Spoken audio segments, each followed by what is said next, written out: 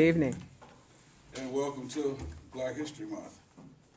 My subject tonight is kind of going to piggyback on the first speech because I kind of want you to stay in the time frame of the mid to late 1960s. The gentleman I'm going to talk about has many accolades behind his name, but I'm only interested in presenting to you tonight just one thing, and that's how him and I kind of met.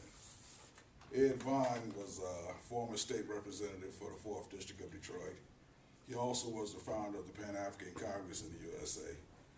He also ran for mayor back in the late 70s on a platform of unbossed and unbought. I met Ed Vaughn in the, like I said, in the late 60s, so you can imagine it's the mid 60s, mid to late 60s, summertime, Detroit, Dexter Avenue. One of the most beautiful streets in the city. Let me give you a little description of it if you don't know.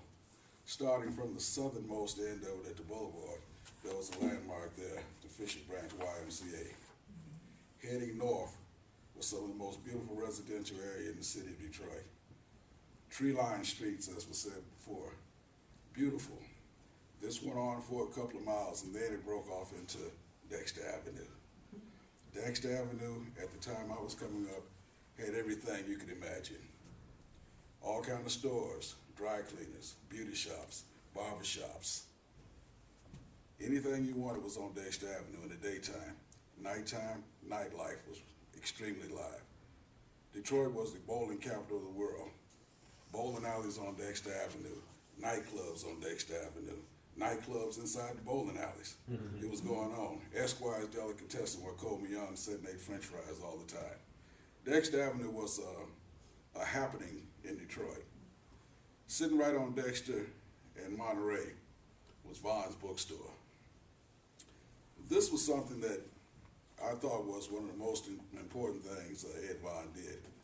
Having a black bookstore at that time was really an accomplishment to me. Not only that, Ed Vaughn was the owner and operator of the nation's oldest black bookstore. When I first went in there, I was amazed at the colors. It was so bright. All the African artifacts, all of these books I'd never seen before. There were all these different kind of pictures and places. And I met Ed, and he talked to all the kids that came in. He was very cordial. So it got to be a habit of going in there. After a while, I started to buy stuff out. They had little dollar stuff, things like that. Well, at this time, like I said, it was in the mid-60s, talking about summertime, soul music, jazz, Hendrix, all you could hear in the air.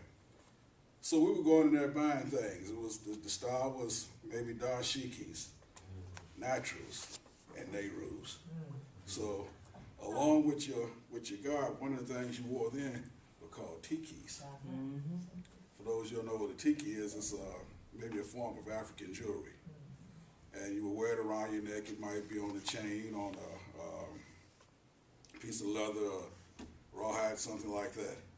But it was very fashionable then. And they were inexpensive. They ran from like $2 maybe to $50, something like that, depending on what you wanted. You can put precious stones in if you wanted to. So I had developed me a tiki business from Vaughn's bookstore. And it got so bad that it got kind of amusing to him because not only was I coming there stealing stuff myself, but I started to bring other salespeople in to come and pick up stuff with me.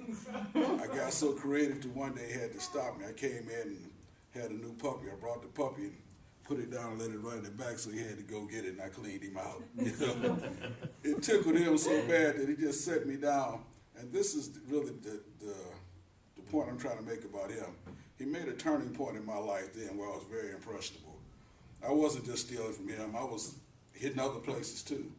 And it was kind of funny that he let me run on for a while. He set me down and he told me, "Little brother, this is not the thing to do." And it was the way he did it, his mannerism. He could have called the police, he could have held me for my parents, he could have handled it a number of different ways. But he set me down and told me about having pride in yourself. He told me about our people. He took me places. It was like sitting on the Nile River going places. You know, I'd never met anybody that talked like this, so knowledgeable. I said he had to read every book in here in one day. You know, he was that knowledgeable. and he was a master orator. I mean, he could just go on and on and on until you stopped him. And it got to the point where I was coming in, you know, just about every day, just to listen to him talk. I'm not going to tell you that he changed my life and I started coming up here and helping him and he mentored me. I was interested. He just piqued my interest and showed me to have pride in myself and my people. I was already a person that had pride in myself. He saw that. He taught me the value of buying wholesale, selling retail, and let me continue my business in the right way. But it was a lot of fun. Our paths crossed several times in life, even when he was running for mayor. I helped him out then.